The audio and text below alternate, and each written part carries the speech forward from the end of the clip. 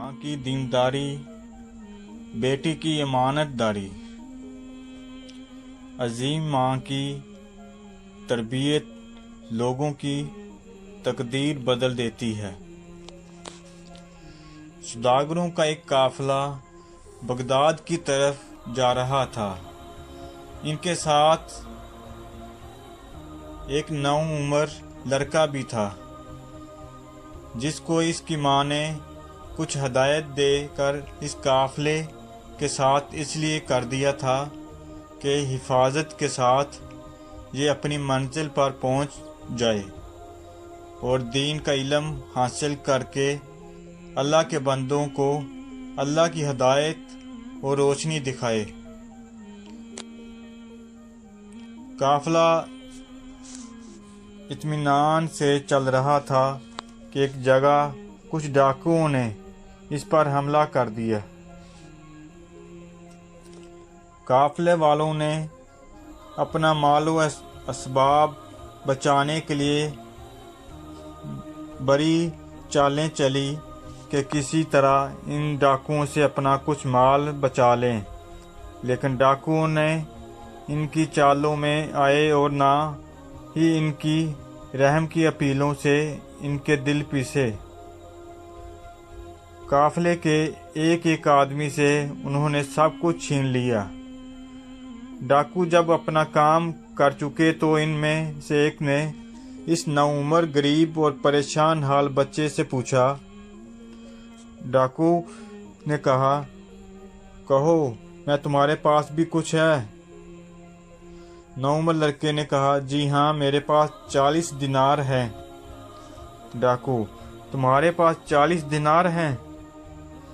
डाकू को यकीन न आया कि इस खस्ता हाल और गरीब के पास भला 40 दिनार कहाँ से आए, और अगर होते भी तो ये हमें क्यों बताता। डाकू ने सोचा और इस अजीब और गरीब लड़के को अपने सरदार के पास ले गया। डाकू सरदार इस लड़के को देखे कहता है कि मेरे पास 40 दिनार हैं। सरदार, मियाँ साहब, ज़्यादा क्या, तुम्हारे पास वाकई 40 दिनार हैं? नौउम्र लड़के ने कहा, जी हाँ, मेरे पास 40 दिनार हैं। सरदार, भला तुम्हारे पास दिनार कहाँ रखे हैं? सरदार ने गरीब लड़के को हैरत से देखते हुए पूछा। नौउम्र लड़के ने कहा, जी, मेरी कमर से एक थैली बंधी हुई है, इसमें है। सरदार ने लड़के की कमर से थैली खोली, दिनार गिने, वाकई 40 दिनार थे।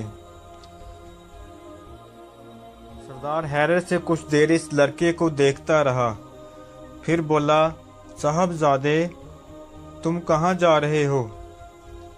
नौउम्र लड़के ने कहा, मैं दीन का इल्म हासिल करने के लिए बगदाद जा रहा हूँ। सरदार, क्या वहाँ तुम्हारा जानने वाला कोई है?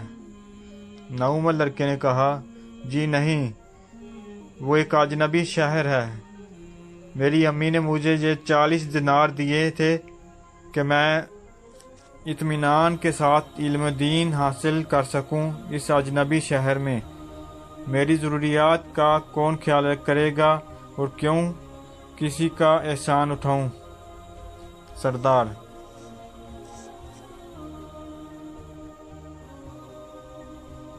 बड़ी दिलचस्पी और हैरत के साथ नौउम्र लड़के की बातें सुन रहा था। इसकी संजीदगी बढ़ती जा रही थी। वो सोच रहा था, इस नौउम्र ने ये रकम छुपाई क्यों नहीं? अगर ये न बताता तो मेरे किसी साथी को गुमान भी न होता कि इस परेशान हाल मुफलिस लड़के के पास भी कुछ हो सकता है। इस लड़के ने ये क्यों न सोचा कि मैं एक अजनबी मकाम पर जा रहा हूँ। मेरे मुस्तकबिल और तलीम का दारोमदार इस रकम पर है। आखिर इसने ये रकम छुपाई क्यों नहीं? बच्चे की सादगी और सच्चाई ने इस सरदार के ज़मीर को झंझोड़ना शुरू किया और इसने पूछा, साहबजादे, तुमने ये रकम छुपाई क्यों नहीं?